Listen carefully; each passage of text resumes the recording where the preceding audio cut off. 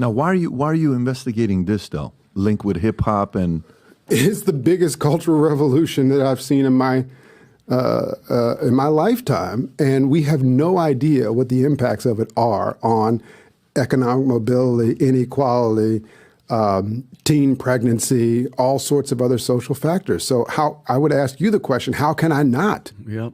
Listen, I admire that you're doing it. Wow. Because respect to you. Because again, Rob, what was the first gangster rap song? What was the first one? Oh man, what's the first gangster rap song? Like the first one? Like a popular one? I don't care if it's okay. So Ice-T had been emceeing since the early '80s, but he first turned to gangster rap themes after being introduced to Schoolie D's self-titled debut album, and especially the song PSK. What Does It Mean? Which is regarded to the first gangster rap song Schoolie D had. Am I Black Enough for You in the album of 1989? So that's the first one, right? Rob, can you go to the lyrics of F the Police? Can you go to, let me see this here. If we go to lyrics, and let's see if there's, okay, right now with NW and full of action. The police straight from the underground, young, got a bad because I'm down and brown and not the other color since police. So police think they have the authority to kill a minority. Because I ain't the one for a punk mother with a badge and a gun to be beaten on, thrown in jail. We can go toe to toe in the middle of a cell. So this, when you read this, obviously it was a hit. I mean, well, the beat was great. First of all, I listened to it. My mom would sing this. My mom was like, she'd hear a siren, she'd be like, the police. They're like, Mom. So I tell you, I'm 14 years old. You should ask this question to my dad. Okay. I said, Dad, can you stop by Warehouse? My parents are divorced. I see him every other week. I'm like, buy me a tape, 99 cents. You go to Warehouse, you pick something up. He says, which one? I said, it's just this new jazz song that came out by this guy named Eazy-E. It's a jazz song. So, yeah, it's called Real Mother. You know, it's like, well, you know how. Yeah, of course. So he says, oh, okay, let's go. We go buy it. And we get in the car. I'm like, freaking awesome. Oh, this is great. You know, this is finally I can play something while I'm working out when I'm going to YMCA. And he says, I want to hear this jazz song. So you don't want to hear it. It's not your type. Gabriel? Gabriel, you should ask him. I'm going to. He's listening to it. When I put it in, and he says, yeah, no. We went back for 99 cents. This guy returned it back to Warehouse. He says, you're not going to listen to that. I said, well, I listened to it anyways. But back in the days, it was a different story. So I admire you for wanting to pursue this, to see, what kind of do you believe, without even doing the research, that it did have major impact in the community? Yeah, but probably different than you imagine. You think so? Wow. My hypothesis is that it had different effects depending upon where you were living. I don't know if this is true or not now, and I'm on record saying I was completely wrong about the police. But my view is for people who live in the inner cities, this is going to have very little effect. I think it's already, this type of language is already out there. People are already having these discussions. That's where the songs come from. Now, the question is, for the kid in the suburb, who those discussions were not having, right? So imagine you move your kids out to the suburb, right? And then you're trying to get away from some of these things. And then now they can just tune in on radio and get the same and log in and tap into that type of identity. That might be dangerous. So that's my hypothesis, is that yes, it's going to have big effects, but not where you imagine. And music, if you think about it, music is so powerful. We always talked about it, especially with like putting a trance on people. Like if you listen to gangster rap, be honest, you feel like that. When you listen to jazz, your mood changes, you're happy. And easy, like you said, you take somebody out of the hood and now they're in the suburbs and stuff, and then they hear the police. When they get pulled over, what do you think their attitude is going to be? Do you have a clip of what Ice Cube said about this? He didn't say. Do you have the other clip with the CIA guy or no? Well, I don't have the clip, but his name is John Homestead. He's a retired CIA agent. And he admitted. Play this clip, Rob. Okay, let's take rap music. Let's take it. Same people who own the labels own the prisons. So wow. Literally the same people? Literally the same people who own the labels own private prisons. So,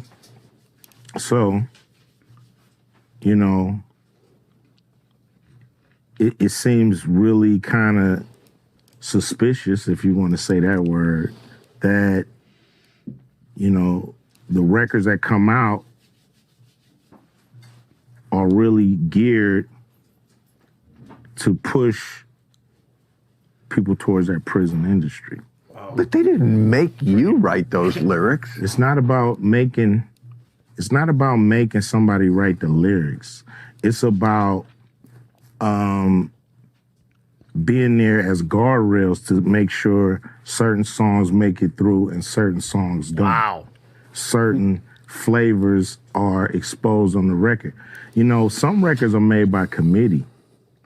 Meaning record company guys sit around and tell the artists, this is hot, say that, do this. We're gonna have this guy write the lyrics. We're gonna have that.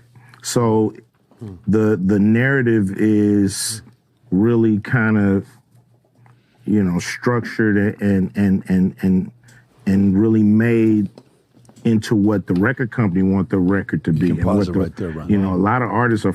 You should make a song called "Hug the Police" just to flip it around. Love the police. Hug the But police. you remember that one reverend. That better have a real good beat. Like fantastic. Fantastic beat.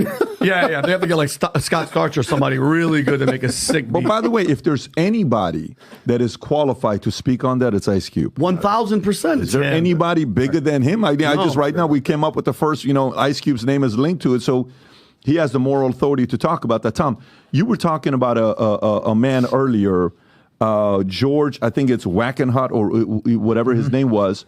Can you unpack the story you were telling us before? Yeah, so there's a bit of a rabbit hole here, but We love those, Tom. But no, it's real. So George Wackenhut, pioneered privatized prisons, where rather than governments building prisons, it's like, hey, you need a prison. How about we build it for you, and it'll be the state of California correctional facility, whatever it is, and you just send your customers, your criminals here, we'll take care of them, and you just pay us by the person. And then we'll take it. That way you don't have to build it, because you have to get these big bonds to build schools, water infrastructure, prisons. They come up on ballots all the time. And people say, need another prison? They used to say, yes, oh my goodness, we're going to reduce crime or build a prison. Never mind if they do the real research on recidivation rates. It's a fallacy. Most prisons are crime college, and they come back out and go back in, unfortunately. And Wackenhut was then acquired by GS4 or G4, whatever it was. And what's interesting is the privatization of American prisons was like turbocharged. And I think it's, Rob, a prison now, GS4, G4, that bought Wackenhut.